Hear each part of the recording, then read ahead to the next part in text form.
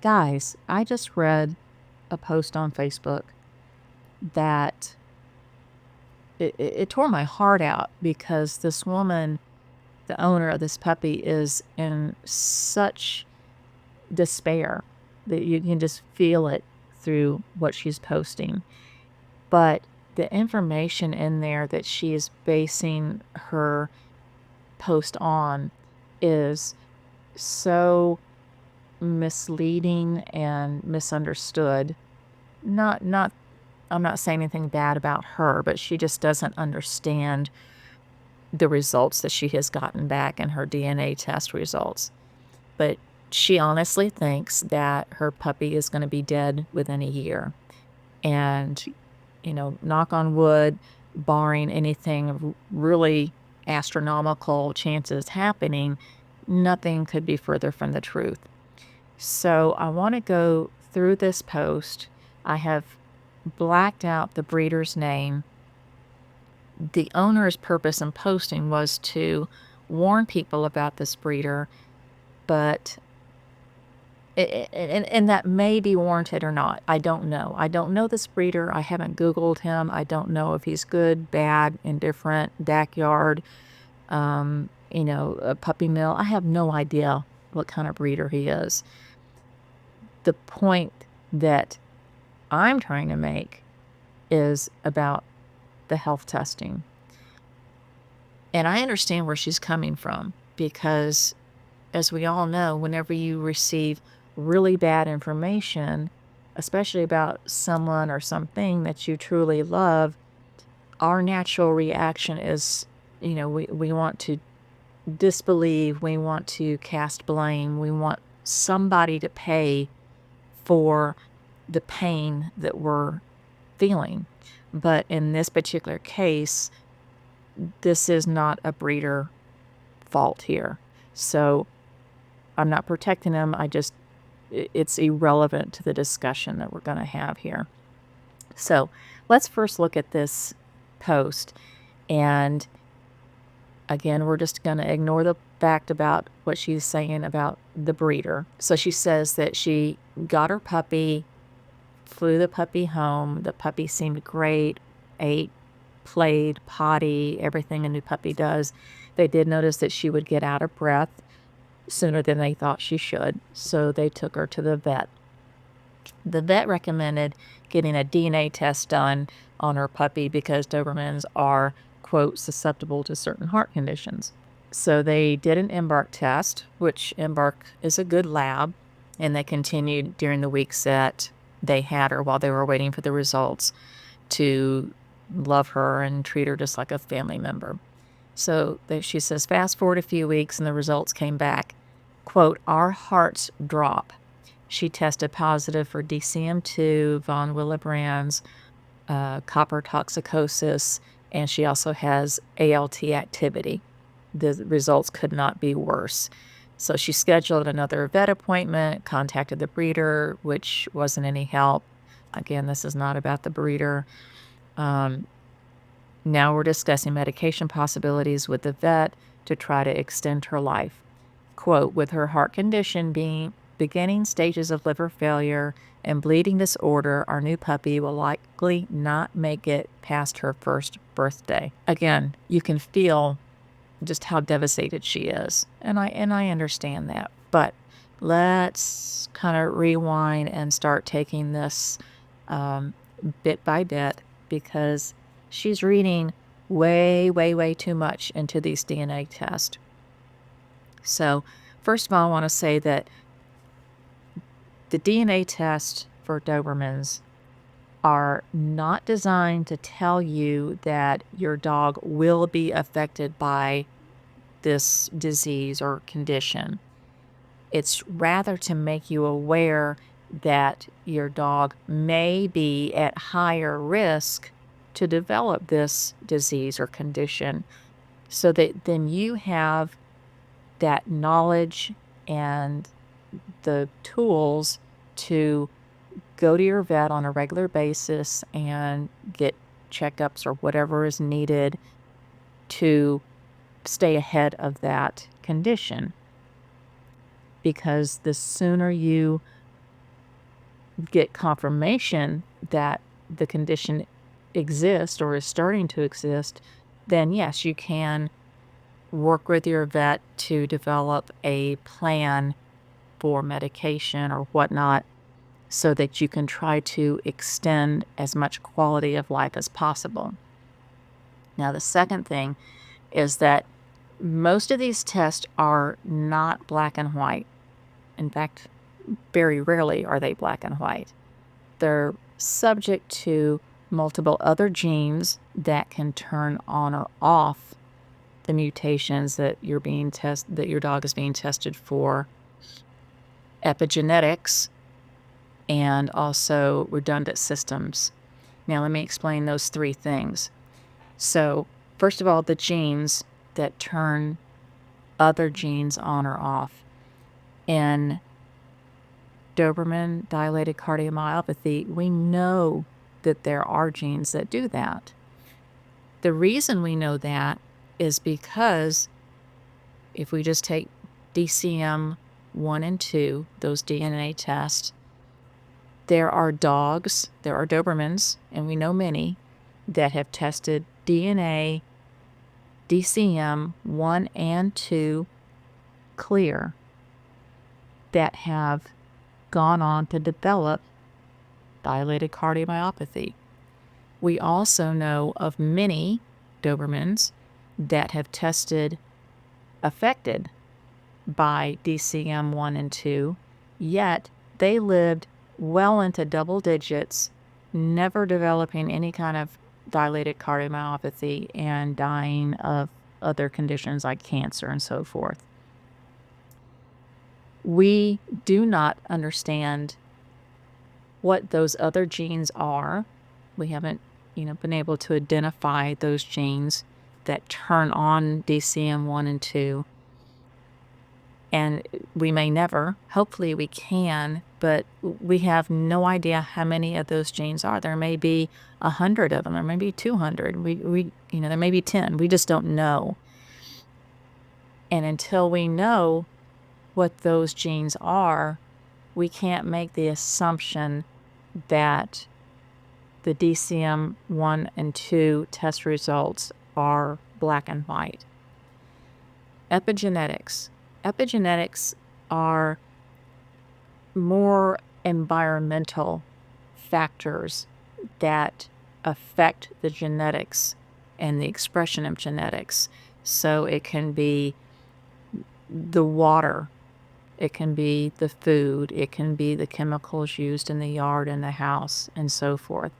So epigenetics, again, we don't know what of those play a factor in any of the diseases that are tested for on Embark or UC Davis or any of the other labs that do Doberman panel DNA testing. And the third thing is redundant systems.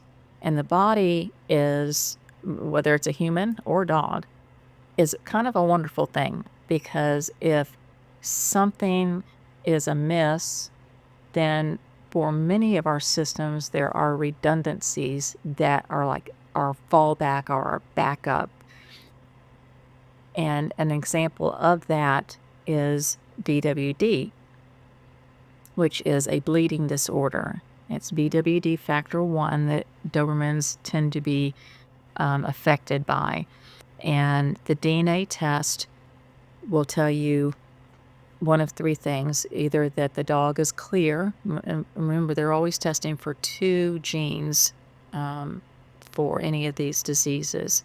So a clear means that the dog had neither of the genes needed for BWD.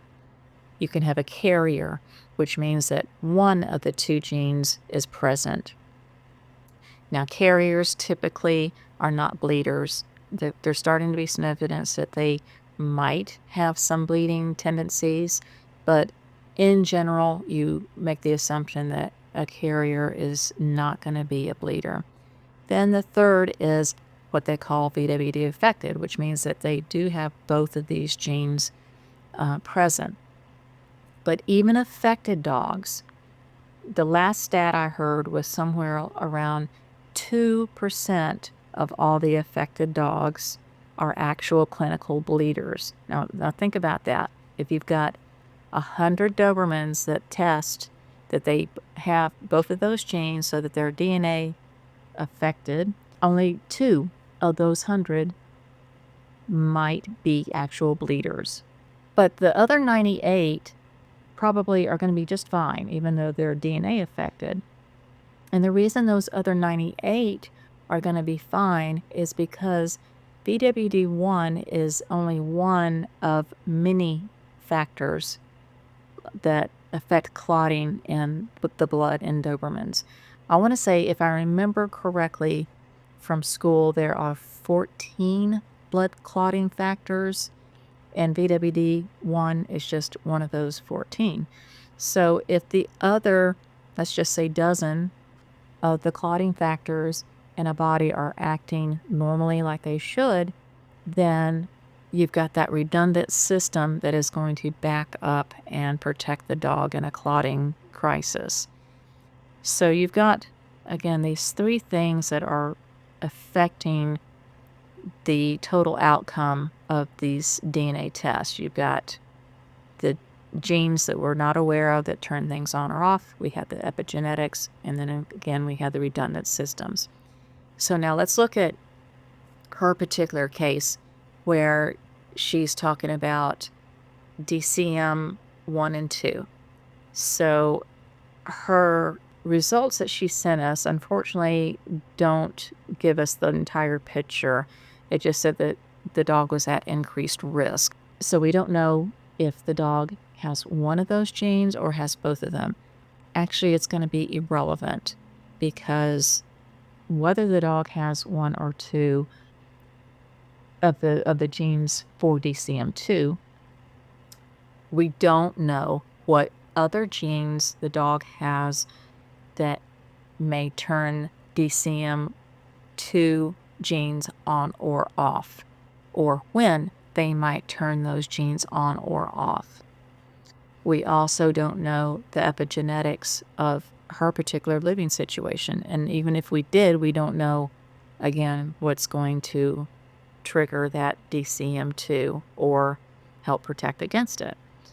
The DCM2 is just information that she needs to be aware of, that her dog is at increased risk. It doesn't mean that her dog is going to get it, but it is at increased risk. So what she needs to do is, whenever the dog is about 2 years old, she needs to start making annual visits to a board-certified cardiologist, not her regular vet, to get an echocardiogram, which is, again, an ultrasound of the heart, and a 24-hour Holter monitor. That echocardiogram is going to be checking for the dilation of the heart, that ventricle thinning walls, and so forth. The 24-hour Holter monitor is basically an EKG that's going to run on the dog for 24 hours, and it's going to be checking for those electrical impulses. So that's just information that she just needs to file away and not think about the DCM2 and not stress about it. So the next thing she mentioned was the VWD, and we've already talked a little bit about that.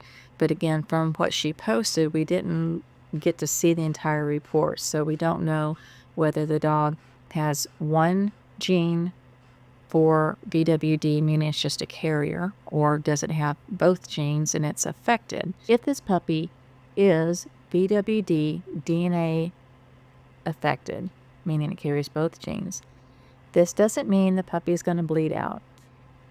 It does mean that this is information that the owner now has in her arsenal so that she can make vets aware.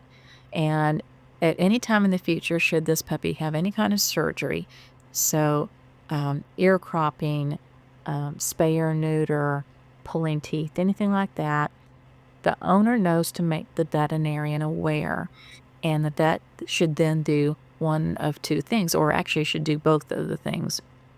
One is to do blood work to check the platelet count to make sure there's sufficient platelets for clotting. The other is to do a clotting time test, and they just make a small incision on the gum of the dog, and they time to see how long it takes for clotting to occur. And there is a normal window of time for Dobermans to stop bleeding. And if it exceeds that time, and if the blood work shows that there are insufficient or a low number of platelets for clotting, then they might want to take that puppy or dog to a specialty clinic or university to have that surgery done, where they have platelets and plasma on hand to help with clotting. So again, doesn't mean the puppy's going to die. It doesn't mean it's going to bleed out. It's just information to have on hand for the future. So the next thing that this owner talks about that her puppy was diagnosed with through DNA was copper toxicosis. And there are 2 mutations that the DNA test checked for. Those 2 mutations were discovered through researching Labrador retrievers who excel, even Dobermans, in their predisposition to developing the disease.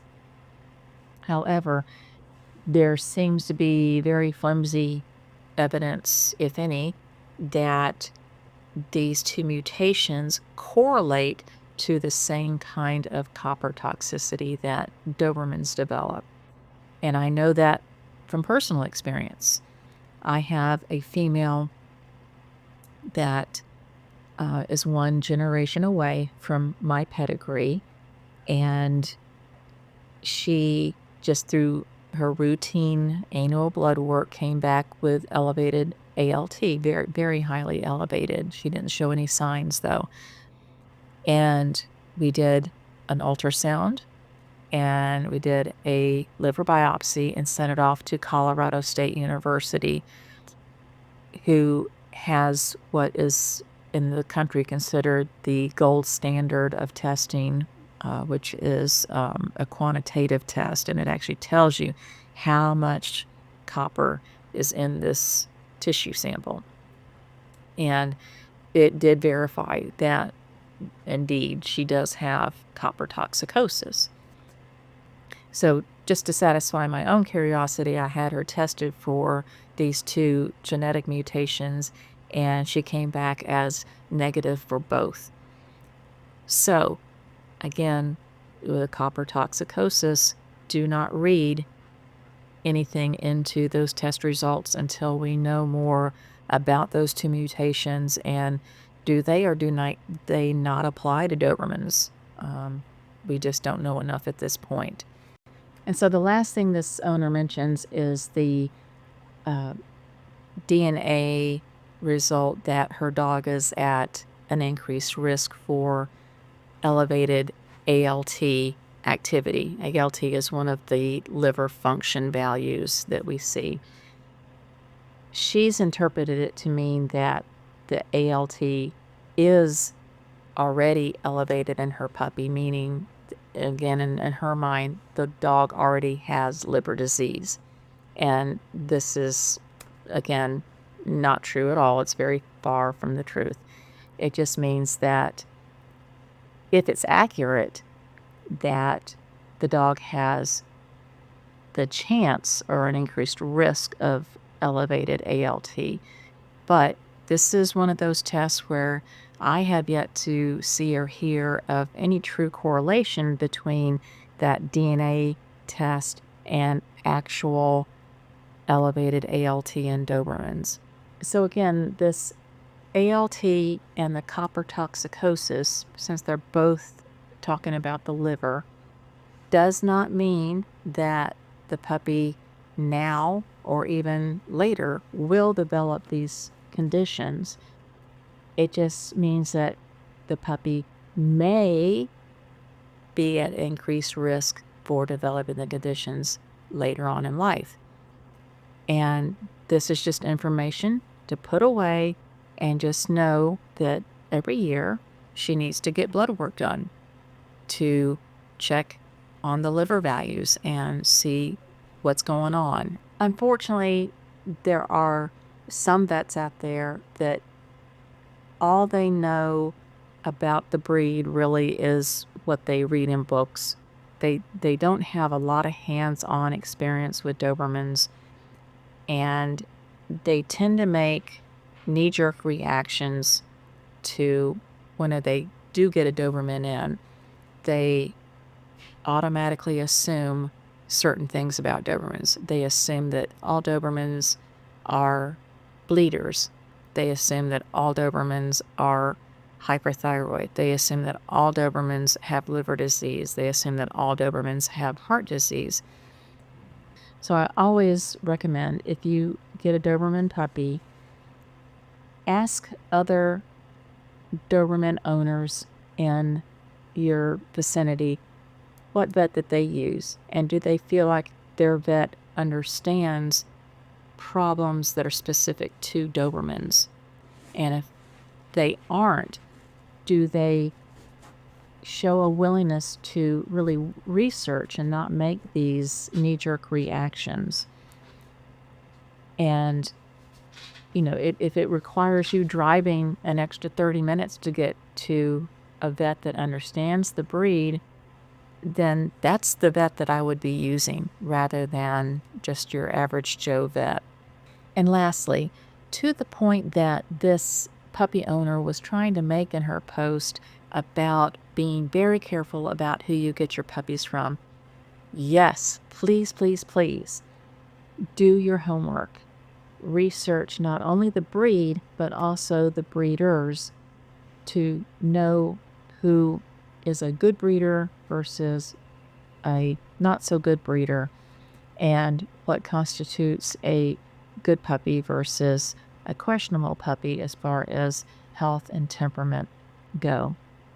You wouldn't run out the door and buy a new refrigerator for $2,000 without doing a little bit of homework first, without looking at the options that are available, without looking at the reviews, without looking at consumer reports, because you don't want to spend that money only to regret it later. And there's absolutely no difference, other than it's even more important whenever you're talking about a living being, that you want to make sure that you're buying from a reputable breeder. So please do your homework, study as much as you can. There's a ton of resources on the Doberman Pinscher Club of America's website at dpca.org. That's DPCA, like Doberman Pinscher Club of America.org. And of course, there's tons of videos on my channel as well. And I can also be reached at via Zoom chat through my website. So I hope this makes this owner feel better, that she can breathe and not worry about her puppy dying before its first birthday. And I hope that you've gained some information, and that this has encouraged you to do more research into the health of Dobermans. And again, if I can help you with that, just let me know. Take a bow. Good job.